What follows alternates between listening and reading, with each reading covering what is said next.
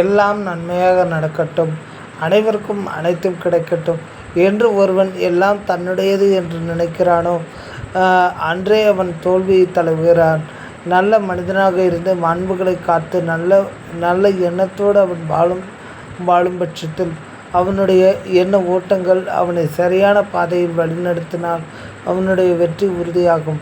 நல்ல எல்லைகளை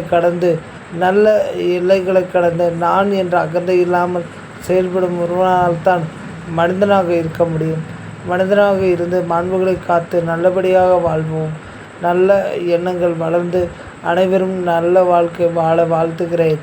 என்றுமே கவனமாக இருங்கள், கண்ணியத்தோடு இருங்கள், மனிதனாக இருங்கள், மாண்புகளோடு இருங்கள். பிறந்தநாள் காணக்கூடிய அனைத்து நல்ல உள்ளங்களுக்கும் வாழ்த்துக்களை பகிர்ந்து கொள்கிறேன்.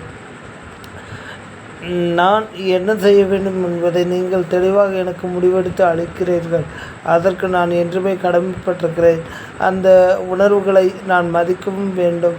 அதனால்தான் இந்த வீடியோவை இப்போது பதிவிடுகிறேன். இந்த நேரத்தில் நீங்கள் அதிகமாக பார்ப்பீர்கள் என்று நம்புகிறேன். உங்களுடைய எதிர்பார்ப்புகளை பூர்த்தி செய்வதே என்னுடைய வேலை. நான் எப்படி வாழ வேண்டும் என்பதை நீங்களே எனக்கு முடிவு செய்து அளிக்கிறீர்கள்.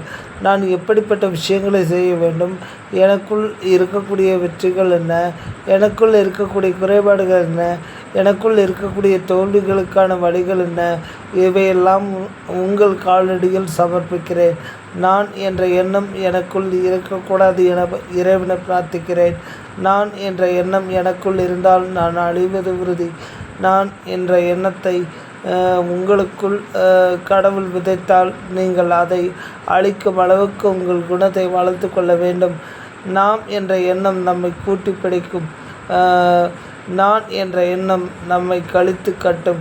நல்ல எண்ணத்தோடு வாழ்ந்து நல்ல மனிதனாக இருந்து மாண்புகளை காத்து நல்ல எல்லைக்குள் வாழ்வோம். கிட்டத்தட்ட 528 சப்ஸ்கிரைபர்களை ஒரே ஃபோனில் வைத்திருக்கிறேன். இந்த அளவுக்கு என்னை உயர்த்திய உங்களுக்கு நன்றியை தெரிவித்துக் கொள்கிறேன். நான் உங்களுக்கு என்றும் கடமைப்பட்டவனாகவே இருப்பேன் என்பதையும் உங்களுக்கு நிரூபிக்க கடமைப்பட்டிருக்கிறேன். நான் தனிப்பட்ட மனிதன் அல்ல. நீங்கள்தான் நான் தான் நீங்கள். உங்களுக்குள் இருக்கும் உணர்வுகளை என்னிடம் கமெண்ட் பாக்ஸில் கொட்டுங்கள்.